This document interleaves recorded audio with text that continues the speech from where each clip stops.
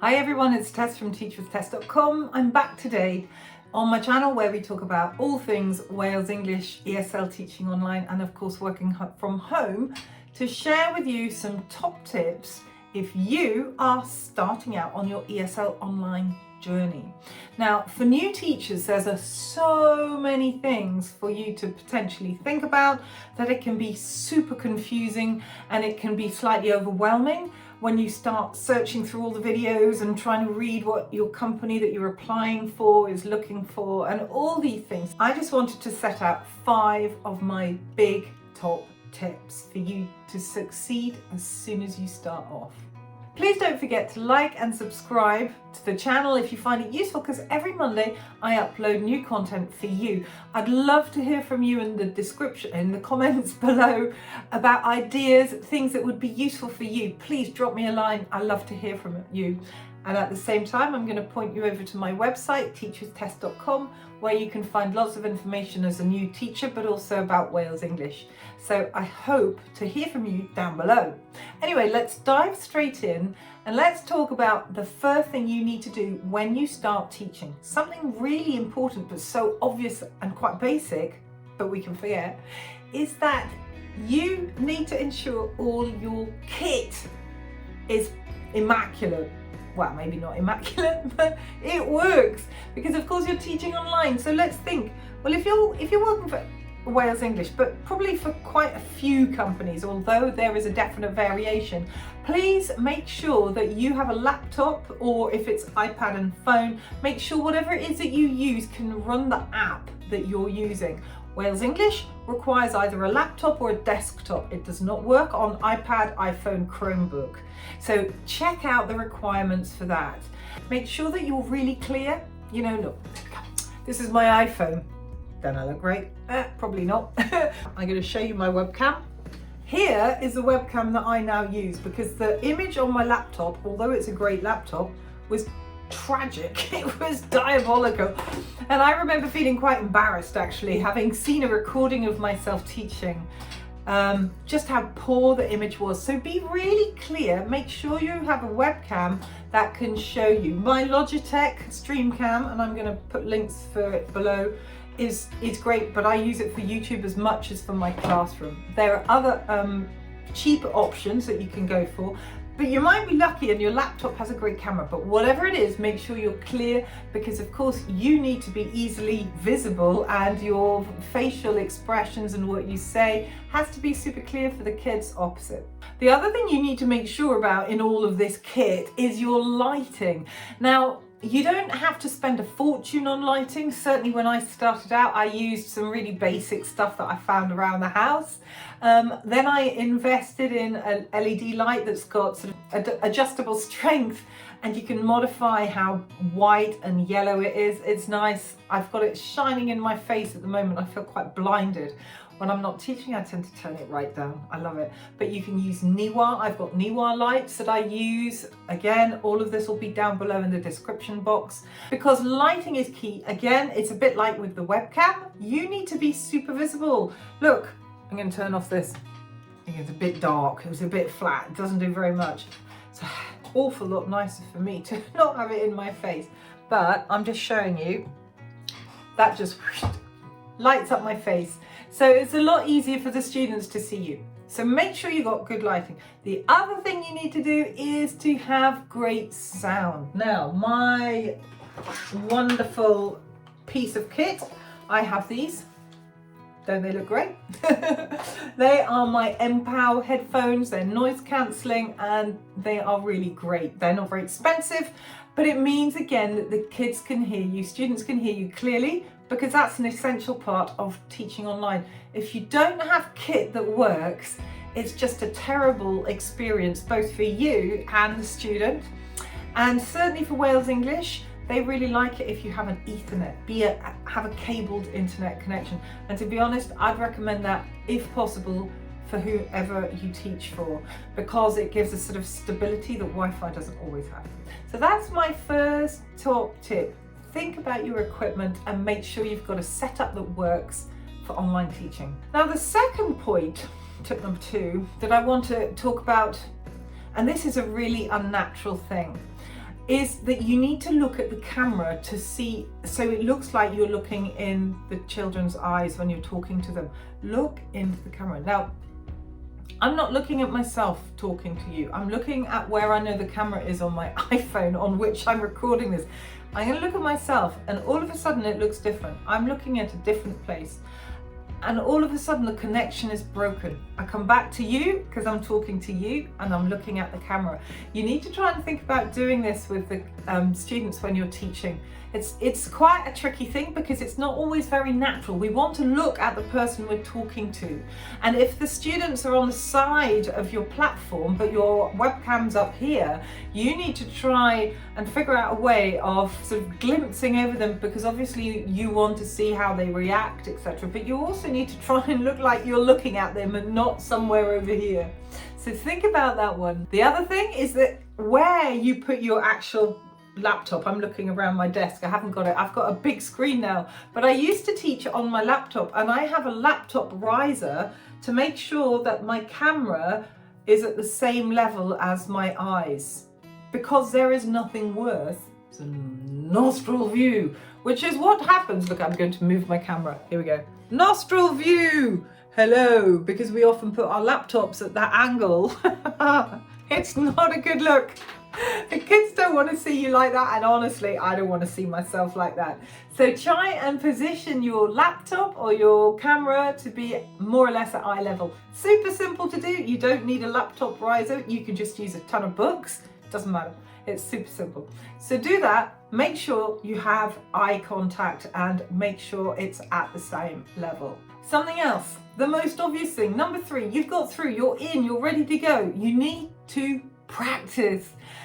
I am sure there is a way that your company will provide teaching materials beforehand. Make sure you go over them. If possible, record yourself teaching them. That's a really good trick. There's nothing quite like the brutality of a camera showing you all the little things that you've done wrong. So if you can get the class that you're teaching, if you're starting and you've got trial classes, for instance, that's what happens at Wales English. All new teachers have trial classes, teach them, record them, and then see what you look like. You can download screen recorders like OBS Studio. They're brilliant. I use it and I'm going to do a video on that one soon. It's a great way of capturing what you're doing and you can see what you're doing. Now, what do we need to do when you're practicing? You practice the TPR that you're going to be using. I'll talk about that in a minute. The TPR you're using, make sure you check your timing. If you have a certain amount, you know you've got a 25-minute class or a 50-minute class, check your timing when you're teaching it for the first time. Note down the times when you should be at certain slides. So for instance, you know that by slide, let's say 15, you should be at minute 30 roughly. It really helps to give you a guide so you can sort of stop being too stressed about timing, because when you start, it is stressful. You see the clock ticking and it's taking too long. If you have it all noted down, you know where you should be. It really helps. Now, make sure you've got everything at hand for your class as well. You know, get your props, having everything on your desk around you, have your flashcards, have whatever it is you need ready to go. Because again, there's nothing like going, oh, I've started class and I haven't got this prop, or I don't have this. Just take the time. Either the night before, the evening before, if you teach during the night, you know, you're not going to do it when you're waking up at 3 in the morning, but make sure everything's out, ready to go. You've got all your notes, they're all there. Everything is just on hand. So when you're teaching and you're slightly stressed, which you will be when you go, you've got everything you need. Just here. Part of the preparation for teaching is to know what your company's evaluation criteria is. So for instance, at Wales English, it's very clear. Each level, each class, each curriculum that's taught has its own evaluation criteria. So you need to be familiar with that, because it's a really good habit to get into. When you start, you might as well start trying to hit those targets that your teacher quality department might be looking for. Maybe you're not evaluated in your class, in your school, but at Wales English we can be evaluated on random lessons about once a month. So it's really a good idea to know what they're looking for, because it can affect you in all sorts of ways. And most of all, it helps build your confidence, because you know, as you're prepping your lesson and you're getting ready to go, that you're teaching it to the best of your ability, but also for what your company's looking for. Wales English is particularly good with the support it gives its teachers, because there's so much information on their teacher portal for professional development. They have files on how to teach difficult classes. They have files on how to do this, how to do that. We have webinars, daily webinars, that are there to help teachers that need a bit more support in certain classes, for timing, using TPR. It's fantastic. If your company provides things like that, go to these webinars, read the files, get to know what you're supposed to do, because it again will help you with your confidence, but it will really help you be able to teach the best class you possibly can. They also have videos of teachers teaching the classes. They have training, so it's so useful to go and watch somebody who teaches a class really well. No, it's really useful. It's really useful to go and watch a good teacher teach a class that you're about to do. Go check out and see if your company has this sort of thing. Wales, wonderful, love it. And you get to see how teachers teach, which is always interesting. Now, you may also be a perfectionist. I am. It's not a good trait. It's exhausting, because you're never satisfied with what you're doing. But the reason I'm saying that is that, you know, as you're prepping, as you're practicing, as you're doing these, and then your first classes start and you teach and you're going, oh, I didn't do that so well. Just please do me a favor, do not beat yourself up about this, because honestly, we have all been there. We have all, even experienced teachers, and I'm sure if you've been teaching in a bricks and mortar, we've all done it. We've had days when we just wish the whole day would disappear because it was so bad. We weren't teaching well, we weren't talking much sense, we were tired, we were whatever it was. But the most important thing is just to try and learn. Have a look, maybe watch a recording. What did I do wrong? Why did it go badly? But most of all, don't beat yourself up. Always aim just to be better. You cannot change the past, but you can change the future. The fourth thing I want to mention is your presentation. Now, what does that mean? I'm not talking about just the way you dress. I'm talking also about how you behave on camera, because being online is very different to being face to face. Online, you tend to have your energy squashed down, so you need to be energetic when you're teaching. Now, some companies expect more than others, or in different ways. Wales English, for instance, does not expect its teachers to be all completely absolutely over the top. However, you'll find that it goes with the levels and ages you're teaching. When you're teaching young beginner learners that are 4 years old or something like that, they really respond well to great energy, to really positive facial expressions. You know, you don't want to sit like this. You'll bore them senseless. They won't listen to you. See how much it changes. Just the way you use your face, use your body language, all of that really comes across online. So think about that and make sure you're ready to be that super positive person. The other reason is that you've got no power as such to keep them focused on you. Believe me, I have taught lessons when they're like this. They're so clearly either doing homework or on a phone or whatever it is. You can't do that much. You can try and ask mum to intervene, but you can't do that much other than being dynamic and interesting and making your lessons as engaging as possible. And I always, in that vein, try and find out as much as you can about your student. If they're regular classes, as we have as well, so you're repeatingly, you teach the same child every week, get to know them, get to know what they like, and it will really help engage, and it'll help you teach great lessons, because it's easier to teach somebody and bring in things they like when you know them. And then of course the other thing is to dress well, be really professional. You know, that is super important, because the parents are around, they may be here off camera, you may not see them depending on the age, but they are there and they're watching you too. So just be professional, be engaging, make your students laugh. That's always nice. You know, once you get them laughing, that's half the battle. Now, the fifth thing I'm going to talk about, and it's almost the most important, Is it? It's important. Maybe not most, but it's right up there. And that is TPR, total physical response. Now, a lot of people who come into teaching, myself included, if you come from a bricks and mortar background and you haven't necessarily had to use TPR, it's quite a terrifying thing. I remember when I was applying to Wales over a year or so ago, I was Googling and then found YouTube and YouTubing, okay, VPR, what's TPR? How do I use TPR? I was convinced there was a sort of like, you needed to learn all of it and there was one thing for one word and nothing else. And it was awful. TPR is in fact fairly instinctive. You've got certain commands that you use like this, you're saying a word, celebrate, and you cup your ear. You don't even need to say anything. Celebrate. They'll understand that is for them to speak. There are things like that you need to use. TPR on younger learners is really key. It helps them understand. If you ever just sit there speaking like this to somebody with no gestures, no guidance, no hints whatsoever for them to understand a word, it's so much harder. So use it. You're running. It's so easy to understand. You're laughing. Whoa!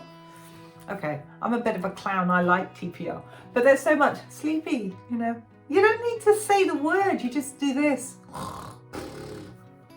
and they'll get it. TPR is important to use. So if you're not comfortable using TPR, go off and find the videos. This is a video I'm making. Otherwise, I'm going to pop a banner up there if I've already made it. But go and find out about TPR. Check out there's some great TPR videos online. I will recommend Nancy Taylor's. Her TPR video is fantastic. It's brilliant. It's not young, it's quite old, but she explains it and demonstrates how important it is perfectly. And the other great thing about TPR is the more you can use gestures, the less you have to speak. And you need to remember to keep incidental language to a minimum. It's much easier for a student to understand if you say, can you read? Than, oh, Johnny, can you pick up that book and have a look at page number 45, da da da da da. It's just confusing for beginner learners or for lower level learners. Incidental language will throw them. They're trying to compute all this information you're sending them that actually is not very important. The last thing I would say about TPR, keeping down incidental language, is use flashcards, use props, use whatever you have on hand, things that are realia, all this sort of stuff helps kids understand and want to engage. They love it. They love being shown things. They love puppets. I have my puppets over there. They come out in all the lessons. Even the older ones, even the better ones, they all love Toucan because he makes a silly noise. So get all this stuff together. And then last of all, with your face, smile. It's amazing how effective it is. If you're not smiling, the kids are going to be going, what have I done wrong? Is she not happy with me? What do I need to do to make her happy? You don't want that. You really don't want a poor little child who's probably quite tired because they're learning so late to wonder whether or not you're actually pleased with them. So really, really think about, and this goes back to your physical, your presentation and the energy. Just remember to smile. The impact of smiling is huge. And to be honest, I've actually managed to get this smiling face that sits on me. I teach like this. 4 hours and my face is pretty much like that. Because even if you're thinking about, oh good grief, come on little one, why can't you read this? Or remember what I said, or whatever it is that you may be thinking, or you're tired, or you just want to go to sleep, or you're just bored and you want to finish a bad lesson, or whatever it may be. Practice keeping this sort of like happy, smiley face, because it just makes all the difference. And praise. It's a good thing to do. Anyway, that's enough of me waffling away again. I talk too much. I apologize. Please, as I said before, drop in the comments box suggestions for videos that you'd like. Don't hesitate to go off to my website where you're going to find a ton of information about ESL and Wales English. And I really look forward to seeing you next time. Thanks so much. See you soon.